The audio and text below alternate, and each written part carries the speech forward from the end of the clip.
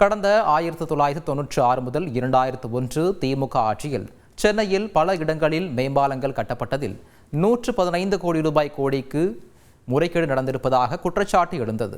விவகாரத்தில் 2001 அதிமுக ஆட்சியில் முன்னாள் முதல்வர் கருணாநிதி, மு.க. ஸ்டாலின், பொன்முடி உள்ளிட்டோருக்கு எதிராக வழக்கு பதிவு செய்யப்பட்டு குற்றப்பத்திரிகையும் தாக்கல் செய்யப்பட்டது. ஆனால் 2006 திமுக ஆட்சிக்கு வந்ததும் வழக்கை தொடர அனுமதி அளித்த உத்தரவை சபாநாயகர் திரும்ப பெற்றதால் வழக்கு கைவிடப்பட்டது.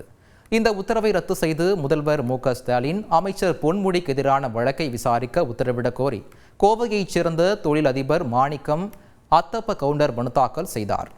விசாரணையின் போது சபாநாயகர் பிறப்பித்த உத்தரவை எதிர்த்து வழக்கு தொடர முடியுமா என கேள்வியை எழுப்பியிருந்த நீதிமன்றம் 15 முதல் 20 ஆண்டுகளுக்கு முன் எடுத்த முடிவை எதிர்த்து தற்போது வழக்கு தொடர முடியுமா எனவும் கேள்வி எழுப்பியது.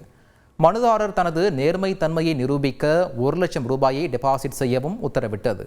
தற்போது வழக்கை திரும்பப் பெற மனுதாரர் அனுமதி கோரியதால் அதை ஏற்றுக்கொண்ட உயர்நீதிமன்றம் வழக்கை திரும்பப் பெற அனுமதி வழங்கி மனுவை தள்ளுபடி செய்தது. மனுதாரர் டெபாசிட் செய்த தொகையை திருப்பி அளிக்கவும் உத்தரவிட்டது. தென்மேற்கு வங்கக்கடலில் காற்றழுத்த தாழ்வு பகுதி உருவான நிலையில் சென்னையில் நேற்று இரவு முதல் மழை பெய்து வருகிறது. சென்னை ரிப்பன் மாளிகையில் உள்ள ஒருங்கிணைந்த கட்டளை மற்றும் கட்டுப்பாட்டு மையத்தில் துணை முதலமைச்சர் உதயநிதி ஸ்டாலின் ஆய்வு மேற்கொண்டார். பின்னர் சென்னை எழிலகத்தில் உள்ள மாநில அவசர கால செயல்பாட்டு மையத்தினையும் பார்வையிட்டார்.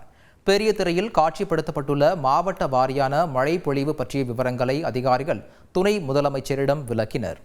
பொதுமக்களிடம் இருந்து பெறப்படும் புகார்களை விரைவாக தீர்த்து வைக்குமாறு அதிகாரிகளுக்கு அவர் அறிவுறுத்தினார்.